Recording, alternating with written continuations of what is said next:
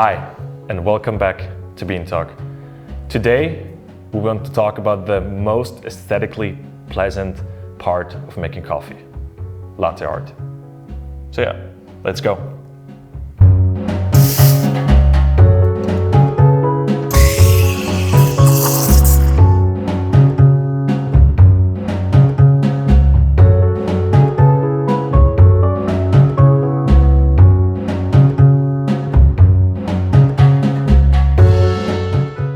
Okay, and so for this purpose, we once again invited Benji. Most of you probably already know him from past videos.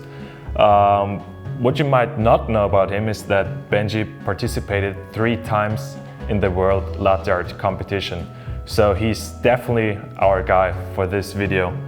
And yeah, Benji, so you're gonna tell us a little bit about the basics about latte art today, right? Absolutely, I will try to. Okay. Perfect. So I think probably if you found this video, you already know what latte art is. But yeah, do you maybe want to explain what it is or show us? Of course. So latte art is a very beautiful craft that makes the good tasting coffee look better. That's what we do. So we are foaming milk to have a very good texture, and then we mix it up with the coffee, and hopefully we have a delicious and also good looking coffee. Yes. So starting off talking about basics, What is the most important part of making good latte art? So for me, the most important part is the milk foam, or the milk itself, the texture. So if the milk you're foaming is perfect, it's very easy, it gets more easy to make good patterns, right? Okay, but how does one steam perfect milk? Could you maybe show us? Yes, of course. The key for good latte art is the milk foam. But first, you have to understand how this works. The steam wand is just heating up the milk. But if you want foam, you as a barista have to take action. Basically, you just put the steam wand inside the milk pitcher, you turn it on, and then you go down with the pitcher. And that's the way how the foam is created. So let's foam some milk. First of all, you have to purge the steam wand to get rid of the water. You should now position the steam wand in the middle of the pitcher, like this, just 2 millimeters inside the milk. You will now tilt the pitcher a little bit, and when you turn it on, you go down with the pitcher. And that's the way the foam is created. You know how to stop when you cannot hold it anymore, because then you have 60 degrees, and that's the point where you should turn off.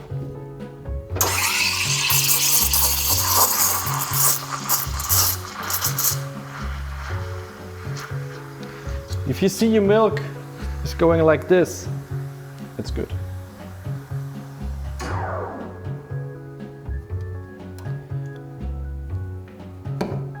Please never forget to clean the steam wand.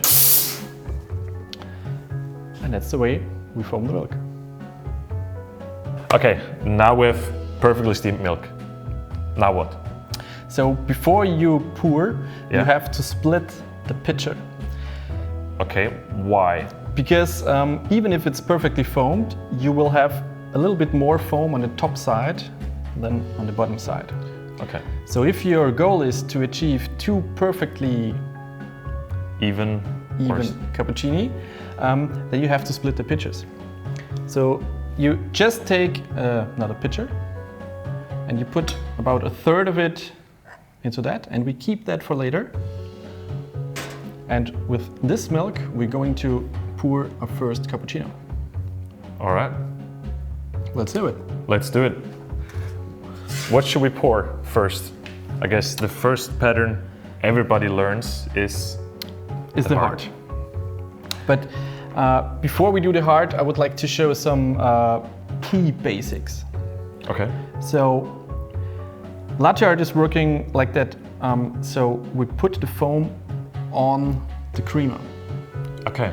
And to do that, you have to choose the right height and also the right speed. Okay. And of course the right position. So if you want your heart in the middle of the cup, you should pour in the middle of the cup. Okay. Now, what I'm going to show you is the basic principle. Okay. If we pour from the top, if it's too fast, the milk is going through the creamer. Okay.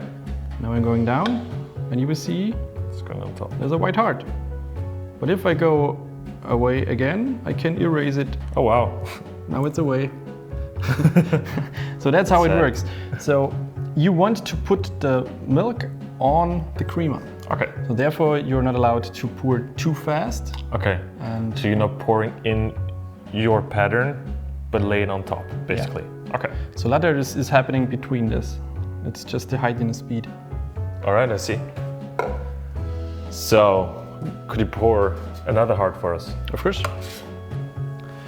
What you can always also do is to shake the cup like this, Okay. because you then you mix the creamer, and you also put the creamer on the walls.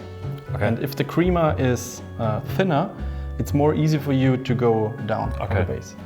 So especially if you have like a Robusta blend, Yeah, it's of course. definitely worth Yeah. You always giving shake it a good swirl. Shake it. All right. So, let's Okay. pour a heart for us. So first we need to do the base. We pour in. If it's half full, we stop. We go down, and we try to speed up a little bit. You stay in the middle, and in the finish you go up, and Wow. you finish. Looks so easy. It is easy. If you know how to do it, everything is easy. Let's do the second basic pattern, which is the Rosetta. So the Rosetta is a little bit more complex, but it's not that hard. First of all, you do the base. And we stop. We start in the middle, we go to the front, we start to wiggle, go back, and in the end we go up, and we finish like this. Let's do the third pattern of the holy trinity of latte art. Yes. Last but not least, the tulip. And again, we start with the base. We stop, we go down, we make the first dot, then we push the dots slightly inside of another, and in the end, we just do a heart. Wow. That's the tulip. To sum it up, what is important for the basics of latte art? First of all, the milk, having the perfect milk foam. Yeah, of course. Then the positioning of the pitcher while pouring, they have the right height, the right tilt, and everything for pouring it on top of the coffee, Yeah, rather you than listened. inside. That's very I've good. listened, yeah.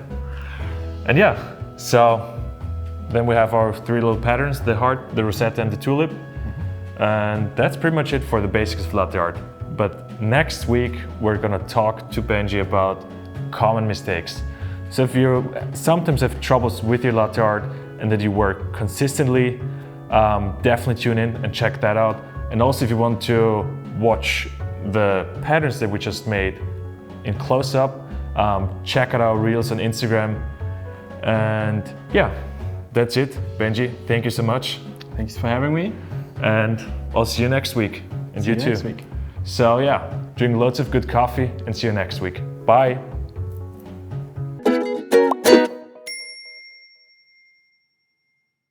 If you like our videos and want to learn more about coffee, please support us by hitting the like button and the subscribe button, of course.